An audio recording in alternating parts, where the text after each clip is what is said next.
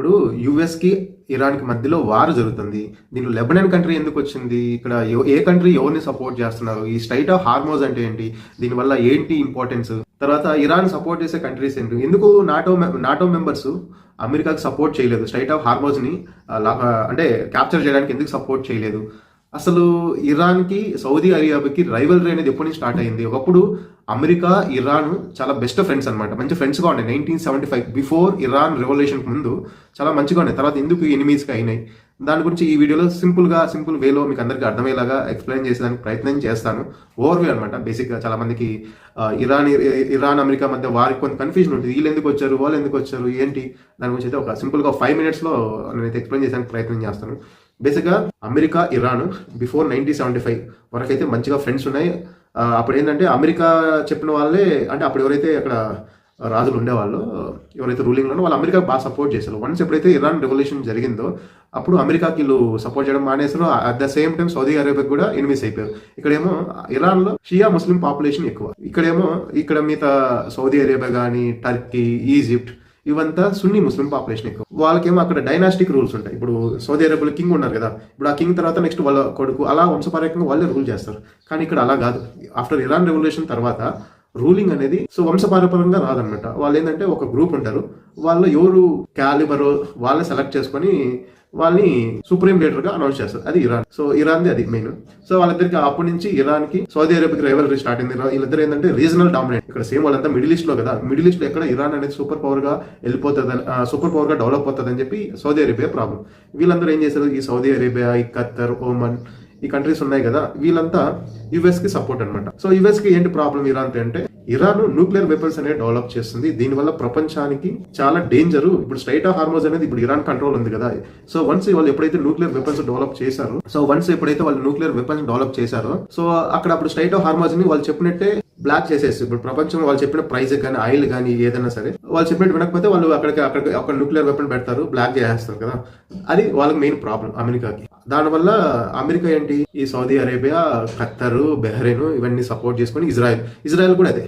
Israel problem ఏంటంటే, Israel ని Iran ఒక కంట్రీగా గుర్తించదు.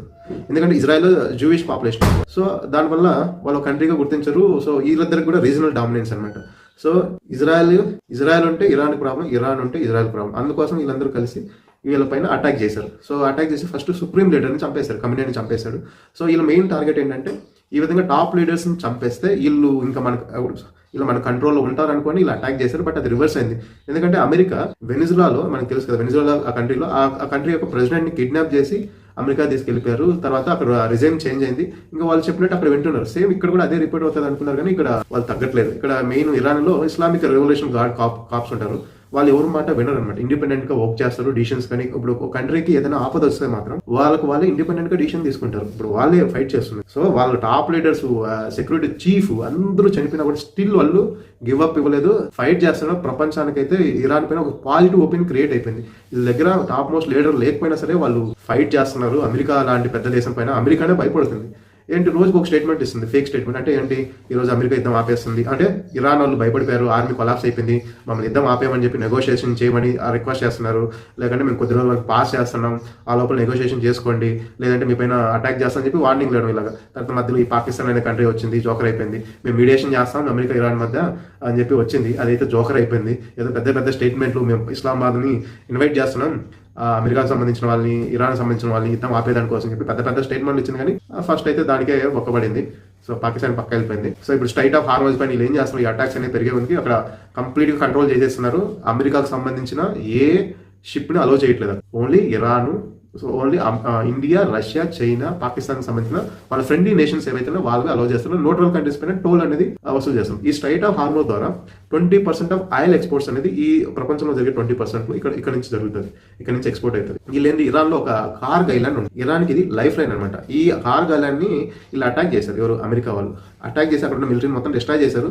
వాళ్ళు ఇప్పుడు ఏం చెప్తారు, మేము ఆ కార్గ్ ఐలాండ్ ని మొత్తాన్ని ఆక్యుపై చేసేస్తాం. ఇప్పుడు వీళ్ళకి ఇరాన్ సంబంధించిన ఆయిల్ ఎక్స్పోర్ట్స్ అని ఇక్కడ నుంచి జరుగుతాయి. ఇది ఒక పోర్ట్ లాగా యూస్ చేసుకుంటారు, టెర్మినల్ అనమాట. సో ఇరాన్ సంబంధించిన 90% ఆఫ్ ఆయిల్ ఎక్స్పోర్ట్స్ అనేది కార్గ్ ఐలాండ్ అని ఉంటుంది. ఆ ఐలాండ్ ద్వారానే వేరే అంటే ఇప్పుడు స్ట్రైట్ ఆఫ్ హార్మోజ్ ద్వారా ఎక్స్పోర్ట్ అవుతుంది. దాన్ని డిస్ట్రాయ్ చేస్తాం, దాన్ని ఆక్యుపై చేస్తామని చెప్పి అమెరికా స్టేట్మెంట్ ఇస్తుంది. కానీ వాళ్ళ వల్ల కాలేదు. స్టిల్ మనకి న్యూక్లియర్ సైట్స్ పైన కూడా అటాక్ చేశారు. ఇప్పుడు ఏమంటున్నారంటే ట్రంప్, ఇంకా 2-3 వారాల్లో మేము వార్ని ఫినిష్ చేస్తాం, ఒకవేళ ట్రంప్ స్టేట్మెంట్ ని కాంట్రాక్ట్ ఈ రోజు ఒకటి చెప్తాడు, రేపు ఒకటి చెప్తాడు. ఇదంతా స్టాక్ మార్కెట్. ఎవరైతే స్టాక్ మార్కెట్ పైన ఇన్వెస్ట్ చేశారో ట్రంప్ మాటలు నమ్మి మాత్రం దయచేసి స్టాక్ మార్కెట్ పైన ఇన్వెస్ట్లు చేయకండి. మార్నింగ్ ఒకటి అంటాడు, ఈవినింగ్ ఉంటాడు, రేపు అటాక్ వేరేలా ఉంటుంది. సో ఈ విధంగా వాళ్ళది ట్రూప్స్ కూడా పంపించాడు, గ్రౌండ్ అటాక్ చేస్తాము మీకు ఇరాన్ పైన అని చెప్పి. ఇరాన్ పైన గ్రౌండ్ అటాక్ చేయడం అంటే అంత ఈజీ కాదు. అక్కడ వాళ్ళది జాగ్రఫికల్ అడ్వాంటేజ్ ఉంది వాళ్ళకి. ఎందుకంటే ఆ టెరైన్స్ కానీ అక్కడికి వెళ్ళి వీళ్ళు గ్రౌండ్లో ఆర్మీలు అటాక్ చేయడం, క్యాప్చర్ చేయడం అంటే అంత ఈజీ కాదు. సో ఇది ఓవరాల్గా మీకు అర్థమైంది అనుకుంటా. ఇజ్రాయెల్ది ఏంటి, ఇప్పుడు ఎవరెవరు ఇరాన్ సపోర్ట్ చేసేవాళ్ళు ఏంటంటే ఇరాక్లో ఒక గ్రూప్ అనేది సపోర్ట్ చేస్తుంది. అలాగే ఏమన్లో హౌతీస్ అనే ఒక మిలిటెంట్ గ్రూప్ అనేది వీళ్ళకి సపోర్ట్ చేస్తుంది ఇరాన్కి.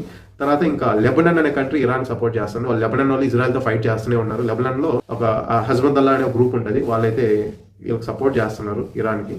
సో ఇంకా అమెరికాకి ఇజ్రాయెల్ సపోర్ట్గా ఉండేది సౌదీ అరేబియా, బెహ్రెయిన్, ఖత్తర్, ఓమన్. ఈ కంట్రీస్ అనేది సపోర్ట్ చేస్తున్నాయి వీళ్ళకైతే. చూద్దాం ఇంకా ఎప్పుడు దాకా జరుగుతుంది ఏంటి అనేది.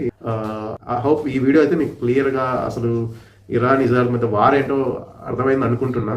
సో అర్థమైతే ఒక లైక్ చేసి కామెంట్ చేయండి. నేను చెప్పిన ఇన్ఫర్మేషన్ మీకు యూస్ఫుల్గా అంటే ఇన్ఫర్మేటివ్గా అనిపిస్తేనే కామెంట్ చేయండి. సో ఫైనల్గా మన ఛానల్ ఇంకా ఎవరైతే సబ్స్క్రైబ్ చేసుకోరో ప్లీజ్ డూ సబ్స్క్రైబ్. ఓకే, ఇంకా ఏదైనా అప్డేట్స్ వస్తే మన ఛానల్లో ఈ ఇరాన్ అమెరికాకు సంబంధించిన వీడియోస్ అయితే చేస్తాను. Thank you so much for